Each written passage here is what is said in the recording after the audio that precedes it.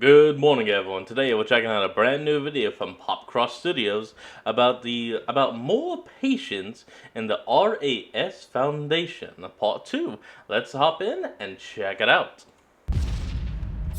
That's right, we're back with Dresden, Oakland, this rocky fella, talking to Aries, this fella, into getting his help for the RAS Foundation.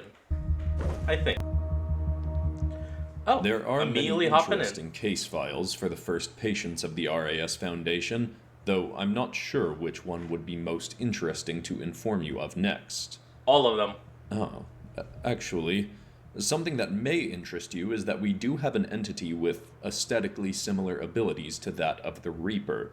You're aware that the current Reaper of the multiverse is an ally of mine, and I have been That's informed right. that you also have a sort of variant of the Reaper within your realm. Is that correct, Ares? Yes, the God Queller. Yeah, we got something called God Quellers or God Reapers. As far as I know, there are only 5 of them. Oh, Their hold on. prophecy or curse thing that created them was made by the Archon so that something in our world could take out Tarsa. So when she left our world, it seems like that spell or whatever it was that let him get born from 7 generations of gods stopped working. After that, the only way new ones could get made was by being a direct descendant of one of the only 2 God Dwellers that existed before we chucked Tarsa out. Ah, Fascinating. that kind of makes a bit of sense. I mean, the curse was only made so that there would be something present to stop her, and now that she's no longer there, there's no need to create a God Queller. So unless you're born a God Queller, you'll never make a God Queller. Your realm has always intrigued me due to it being locked for as long as I have been traversing the multiverse. It is one of few realms I have not visited in my many thousand-year life. I wonder how these God Quellers would fare against the Archons in their physical forms. Honestly, I'd bet on Mythil to win any fight you put her in. But I'm not Damn the right right. guy to ask about crazy multiverse stuff. Didn't even know the Archons had taken. I mean, Mythil in the original story was able to go against gods on the regular like nothing. Now, as a mother, she'd probably fight God himself if she got the chance. Hell, maybe she actually did fight God in that world. I don't know. Well, we don't know anything about Christianity. In physical form until I went to visit one of my descendants at the Trismegistus Academy and got to talking with Evangeline. Understandable. It doesn't seem many are permitted to go in and out of your dimension. How is it then that you know Evangeline Trismegistus? Back when Darsa first got booted from our universe, we sent a few parties of gods to try and track her down, so we could finish her off and she couldn't cause problems for other people. In her final battle in our world, she'd mentioned wanting to find other gods to work with, so we did our best to look for universes that had other versions of the gods from our own universe. Anyway, we got to one particular dimension. That world's overseer came to see what we were up to in his universe. The guy's name was Hermes Trismegistus. Turns out he was Oh. actually a god from one of the universes that got merged together to create our universe, M308. But Hey, that's he learned kinda how cool. to jump around to other universes before they all got merged together. Then after all our universes got merged, Darsa locked our universe while she was the overseer, so he couldn't get back in. Oh, that Probably a makes good sense. call him leaving anyway. We already had another Hermes, and he looked a lot like the Egyptian god Thoth. Would have been a whole confusing thing for everybody if he'd stuck around. Oh, no Anyway, doubt. he hopped around, learned a bunch of philosophy in a bunch of different universes, then tried to teach it to other people to help them be better and nicer and happier and all that junk. He had a bunch of kids, became an overseer of a few different worlds to try and help him out. He was alive for a long time, got a bunch of stuff done in his life. I Sounds figured like he was a it. pretty cool guy, so even after we gave up our hunt for Darsa, I made sure to stay in touch with him. Became like a family friend to the guy.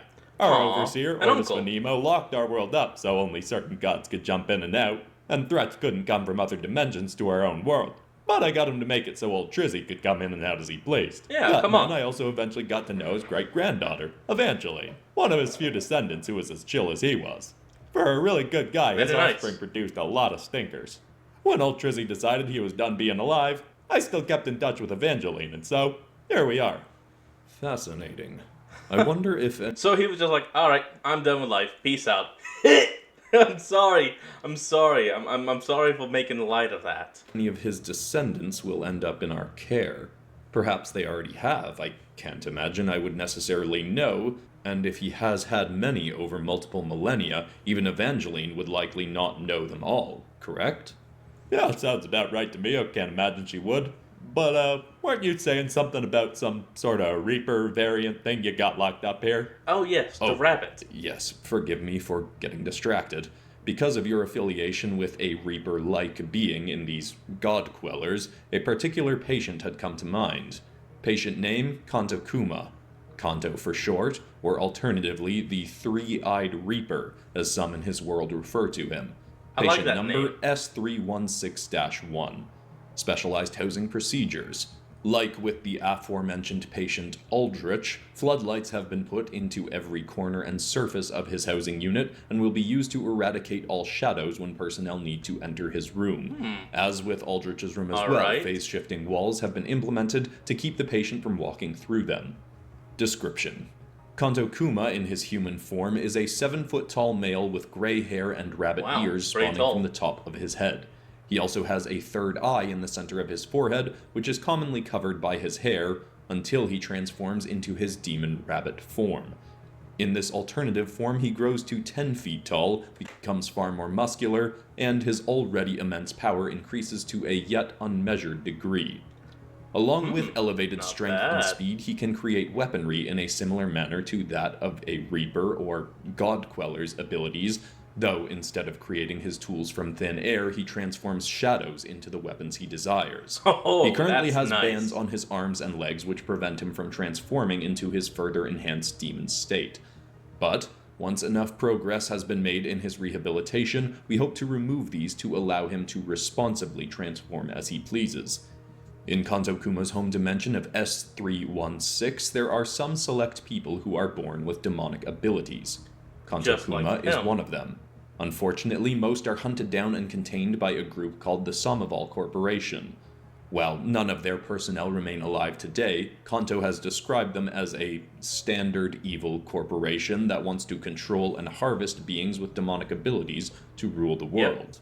That This makes sense. may be an exaggeration as a result of Kanto having been tortured by them for so long and his sanity not yet being fully restored, but at the moment we are inclined to Could trust be. his judgment on the Could not former be. organization. Kanto was ruthlessly experimented on as they tried to harvest various materials from his body or attempt to control him for over 2 decades.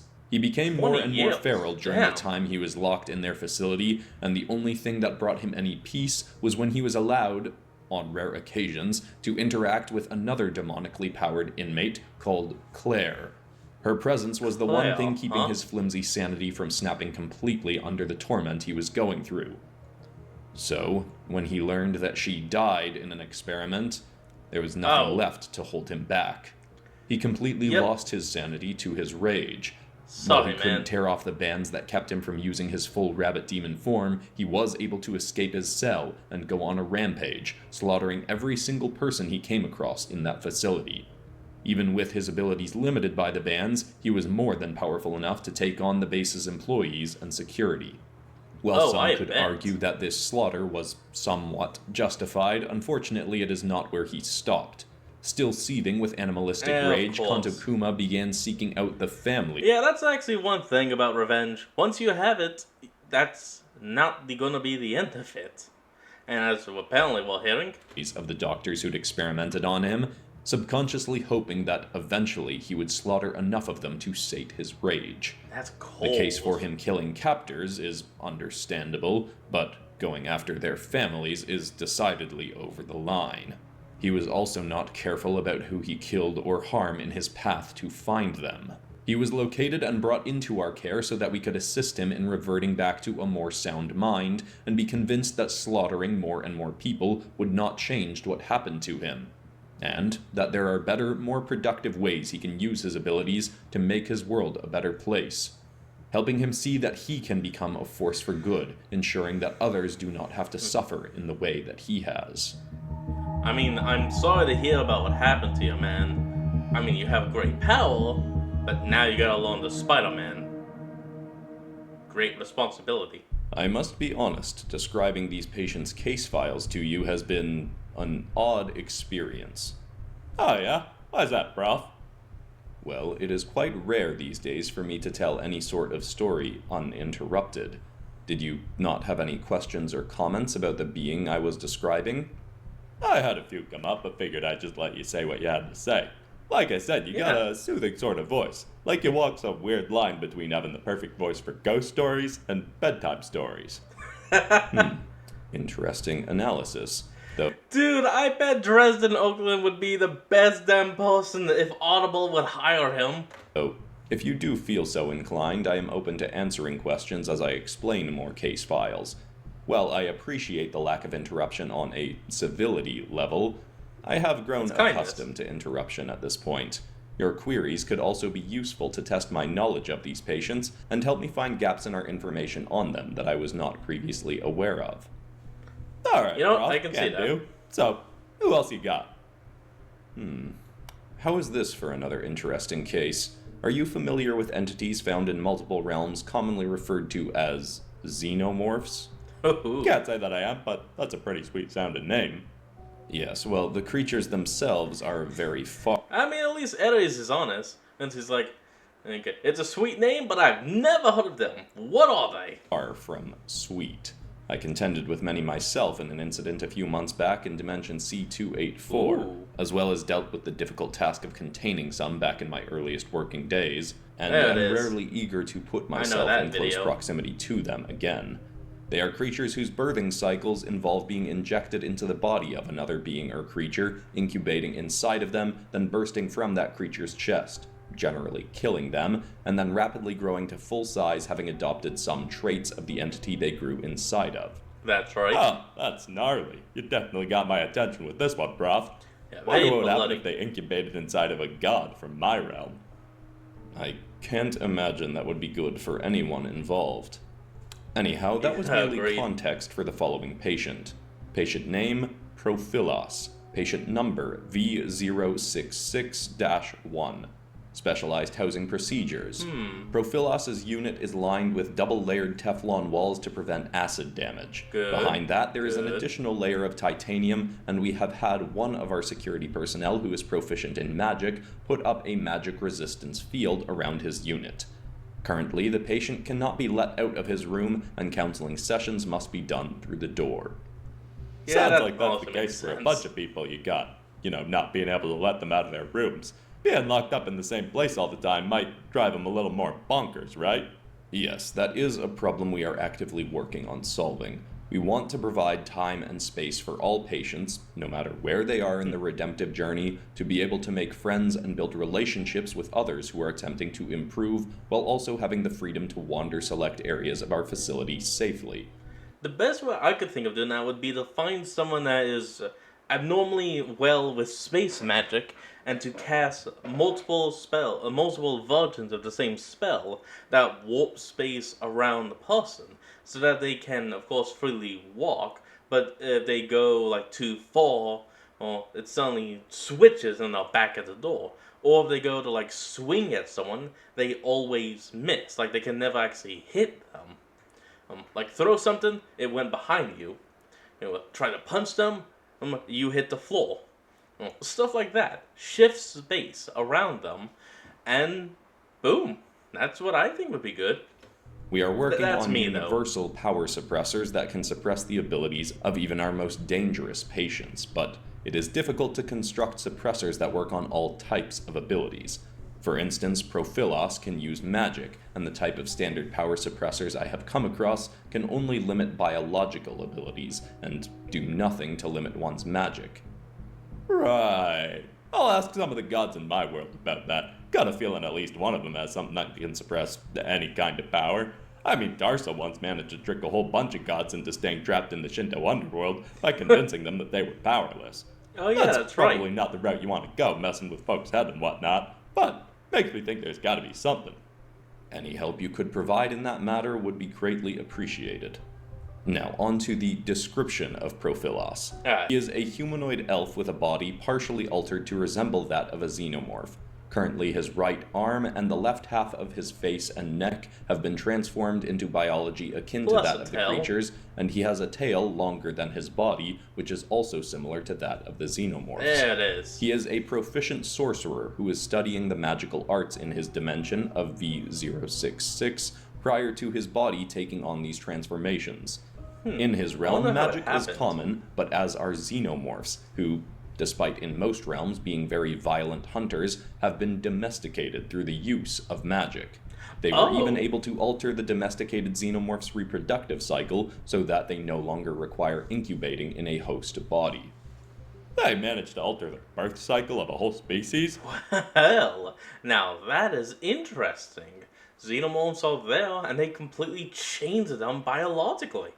Impressive. How'd they pull that off? Unfortunately, the only explanation we have on that front thus far is to wave our hands and say, magic. Of It is course. something I was curious about myself, but we have not put any resources on learning the details because it was not technically relevant to the rehabilitation of the patient. It's fine. I would like to It's learn fine. what was Sucks, done but eventually, but I am ensuring to not abuse the vast resources I have at my disposal. I have been entrusted to use what I am given to help our patients, and I will stay disciplined in maintaining focus on that task. You have my word. I already agreed to Well, help, alright. Prof. You don't need to keep selling me on this place or you being in charge of it. Well, I appreciate that. I suppose I am still somewhat guarded, as, frankly, it feels too many people have let me off the hook too easily for my past actions. I Hey, do still it's the have past, some not conflicting the views present. about what I have done in regards to the overseers of the multiverse, and I do also question myself if I am worthy of running this organization. So, in attempting to convince you, I am really working still on convincing myself. That makes I sense. mean, like you already Happens a sort of lot. said, Prof, who better to run a place about helping redeem people who have done a lot of bad stuff than someone who's gone through that process themselves? Don't worry about it so much. I mean, I've never led an organization, but I have led armies before. One of the most important things you gotta remember about being a leader is if you're acting all doubtful and panicky, your troops are gonna act that way too. Oh, yeah, They've already exactly. decided to follow you, so show them that you deserve to be followed. That is very wise advice. That's actually why most leaders will never show fear or panic in front of troops and will only show, well, in essence, determination. I appreciate your counsel, Ares, and I'm that much more glad you will be working with us. Anyhow, Prophilus claims that he came into contact with an unusual black slime which began mutating his body into a state like that of a xenomorph. Oh yes, the And, black goo. as he puts it, through it was shown the cruelty that has been done to his kind by forcing the creatures to become slaves to other beings, such as the elves and humans of his realm. We are still investigating how exactly this slime came to be, or if it is actually what began his transformation in the first place. But Who knows? if Could what have been he a says is catalyst. accurate, then it is possible that this substance was made as some sort of natural biological defense on the part of the xenomorphs to return them to their former state and demeanor as ruthless hunters, not bound to loyalty of any other species. I Alternatively, could some see have that. posited that this may have been created by another sorcerer, or even by Prophilos himself, in experimenting with magic and a xenomorph specimen. At the moment, it is difficult to trust what exactly Prophilos says about his story, as he is still hell-bent on using his altered state and his magic to lead an army of xenomorphs and make his kind, as he now refers to the creatures, Oh, the dominant man. species in his world. While a large percentage of xenomorphs in his world have been domesticated, there are still a fair number to be found out in the wilds, who still have their original demeanor and reproductive cycle. These have proven to instantly follow the direction of Prophilos, and he was only Ooh. found and brought into our care after So he's in essence become a Xeno king. the overseer of his world left V066, seeking anyone that could put an end to this being's tirade. He had already destroyed 3 small towns and 1 major kingdom, with the number of xenomorphs under his command growing with every raid. He is what I imagine will eventually turn into the more standard sort of patient we have on site. He is incredibly powerful and dangerous to his world, and is convinced that what he is doing is incredible. right. It is our task to find out if his mind is being controlled by this slime he came into contact with, determine if we need to return him to his original state, how exactly we'd go about doing that, or see if he can be taught to use this altered form for the betterment of his world and others. Having Could the be power any to of that. command xenomorphs could make him very helpful in many other realms in which the creatures are a problem. Honestly, I want more of this guy because I want to know more of that, of the black goo and the xeno formation and all that. Alright, who's next? Who's last? Ah, now here is a case that raises some. What is that? Hold on. It's some kind of skeletal demon. Oh, of course it's only the physical form, but still, I'm intrigued. Alright, Dresden, go on. Philosophical and religious questions in regards to a soul. As you may know, overseers have the ability to see into the energy makeup of all beings, and within that there is a core essential energy in all sentient beings which cannot be duplicated, called a golden energy or soul energy. Sure, gonna pretend I knew that was a thing. I think Ordis might have mentioned something about that at some point, but anyway, go on. He may have, you don't know. Some believe that this soul energy is your actual soul, your true psyche, though some believe that it is only a beacon of sorts, that your soul exists outside this energy and is channeled into your body through it. The reason this is relevant to Like our a next cable? case file is because he has allegedly sold his soul in an exchange for immense power. So the question stands, is it actually possible to sell your soul, or is the thing he has traded merely the beacon for his soul? Okay, Ooh, okay, interesting. that is a good Gotta one. say, if it is That's just a a good beacon, then that's a pretty sweet deal for anyone who has sold their soul. If whoever they sold it to wants to control them or torture them or something for all eternity, then their actual soul could just be like, no thanks, and stop channeling through that beacon, right? Just poof. I suppose that is possible, but that also implies that someone could simply decide to stop having their soul channel into a source. I imagine that would be as difficult as sitting here and trying to tell your body to not digest your food anymore, or to tell your Ooh. heart to stop pumping blood. Oh yeah, that's a good point. But Yeah, that's kind so, of what do you impossible. think? To be completely honest, my views of life and the multiverse have been shifting so dramatically in the last year that I have a difficult time determining what exactly I believe the truth to be. Either way, I think selling your soul is an incredibly foolish thing to do, as the implication that you have a soul suggests that you do exist infinitely beyond your current life, and if that is true, then selling your soul for any sort of benefit during this one lifetime is gaining you good graces for a minuscule period of your full existence. Yeah. And yet, some beings, like this being in our care, still deem it worth doing anyhow. Though this one did People do so dumb for shit. more benevolent means than some. Patient name, the Void Master or the Dark One. Patient number, Void Master, I like that. V856-1. Specialized housing procedures. Every possible precaution currently available has been made to ensure this patient stays contained. His cell has been enchanted last and one? reinforced with adamantium walls, Yes. as well as additional phase shifting walls.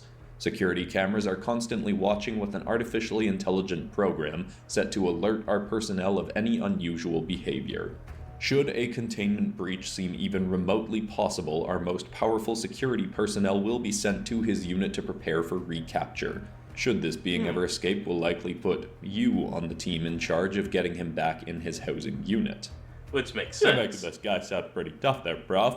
What kind of powers he get from that soul deal? That is a bit difficult to explain, as are his origins. It's all a bit up in the air. All we have to go off of thus far are the legends of him from his world, V856, as he has not yet shown the ability to speak.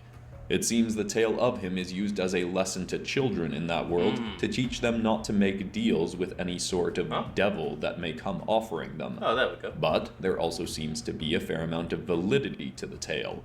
The legends in his world, a world True. which has its own variants of gods similar to ones that may exist in your own realm, state that like he who? was once a humble peasant with a loving family. He was approached in his dreams by an entity draped in pure blackness. This being of blackness offered him immense power in exchange for his soul. The man refused initially, but was then convinced by the being that some great threat was coming for his family, and that the surest way to save them was with this power. Weirdly, this is kind of reminding me of Ortis's tale in the beginning, where he found a low-level god just living in the woods with his family, only to be slaughtered soon after being found. This convinced him to accept, and, while he was granted immense power, as promised, it was also power that could not be controlled while in an elevated emotional state. He was given the ability to fly, had immense strength and speed, could manifest limbs of darkness and even entities of darkness to do his bidding. But Cool idea. his body deteriorated, then reformed multiple times, leaving him in an ever-shifting state with changing numbers of eyes and limbs, and his body seemingly becoming hollow and empty, save for shadows and darkness. Soon after gaining these powers and seeing his shifting form, he became so frightened of himself that fear elevated dramatically more, and he even became afraid of his own family as they attempted to calm him. The abilities amplified this fear so dramatically that everything within his sight became terrifying to him. He ended up slaying his own family out of this fear. And it His is. fear then Damn it. turned into anguish and depression when he realized what he had done. It is stated in the tale that, in a sense, the being that gave him these abilities had not technically lied. There was a great threat coming for his family, and only with power as vast as what he now possessed could he stop it, but he himself was the coming threat, and only he could have stopped himself, as no single god was powerful enough to diminish his new might. Damn. That is some crazy loopholes you gotta jump through to justify that this guy wasn't just outright lying in that deal. Yes, it is a tale that does not make complete logical sense Hell, it's almost a tale as old as time. Sorry. to me, but it seems to do its task little of chuckle. discouraging others from making deals with dark beings that may visit them in the night. Anyhow, he was allegedly able to find the being that gave him these powers, and with those very powers he killed the original Dark One, raising more questions about whether or not his soul is still possessed by this now deceased being. Some in his world questioned whether he had any soul left at all after that point, but we have confirmed I would have to say it's more akin to... He did sell his soul to this dark entity, but of course the dark entity didn't keep it. He instead reforged the soul, or used it in a way to become the power that was then given to the guy. So he had his soul back, but no longer in the original form. So it wasn't, in essence, a proper soul. So even though he killed the guy and should have his soul back, he won't. with an on-site overseer that while his soul energy is faintly lit, it is still present within his body. Oh, Well, see? that ended up being a pretty terrible deal for both of them then. I concur. Anyhow, all his humanity seems to have vanished from him after losing his family and taking the life of the being who made the deal with him. His depression turned to emptiness. He thereafter went on to float around his world, killing any beings or creatures he came across. The reasons for these actions are unknown, as he no longer communicates with anyone he interacts with. It took dozens of gods of his realm to get him restrained, and they claimed that for a time they'd managed to banish him to the void between worlds. So like the same place the Ark gods used to live before they took physical form? Oh, maybe. That is one theory as to what this void is, though, again, this is a fact that is very difficult to confirm. Regardless, after several hundred years, he managed to reappear in his world and began killing senselessly once again. The gods considered sending him to the void once more, but one of them sought advice from Evangeline Trismegistus, and that is how the being ended up in our care. He is one of the more difficult cases as we have little understanding of where to start with him. He either will not or cannot communicate with us, so it is difficult to counsel him. For the time being, all we can do is The only thing I could suggest would be trying to directly connect to his brain, if there is a mind left. contain him, but we are actively looking for ways to get through to him and find out how we can help him properly mourn his past and find a way to move more positively into the future. Sounds like you've got your work cut out for you with this one. What happens if you never find any way to get through to him? Well, he seems to be an ageless being, and I am not that anymore. I will live the rest of my life trying to help patients like this void master. Okay, hold on.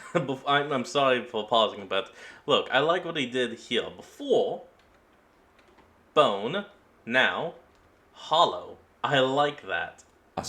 No matter how hopeless some cases may seem, and If I am not able to help them, I trust that future generations who run the RAS Foundation after I've passed will succeed at what I failed to do in my own lifetime.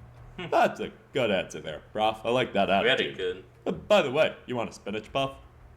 Where did you get the... Yes. Thank you. Ares, the god of war, the god of snacks, just literally pulls it out of the air. Love it. Also, Dresden isn't ageless anymore? That honestly kind of sucks for him now. Well, it does mean he'll eventually pass on. Damn, and he was a great character. And so that concludes the October 2024 two-part community redraw. Thank you to Lil Viper66 Art on Instagram, Stefan Moore, and Kevin Spud, who were all chosen for today's episode. If you want to participate in November's redraw, I'll have the prompt up on screen. I also posted it for free on Patreon, where all my inks and high-resolution art go up there a day after a video is released, or not always a day after, but, you know, soon enough. Again, if you want to know more about the character Ares, and you haven't checked out Mytholethal, that's the place to find him. That's where he was introduced, and he plays a pretty big part in that storyline. And I am actively considering doing community redraws in Fear of the Demon Hunters, the Trismegistus Academy, and Starseed Psyche, all of which are currently running series. Haven't decided for sure, but if you want to be ready for those if they happen, you might want to check out any of those series. They're all pretty early on in their episodes so far. Also, my proofreader Kathleen is finishing up Vigilance this week, then I'll go back through the changes quickly, and hopefully have a new official release date announced very soon. But besides that, that's all for today, except of course for ending this video on some kind of positive or inspiring note. Maybe what more you got? Thought-provoking, I guess? And today's quote comes from Carl Jung, who said that loneliness does not come from having no people around you,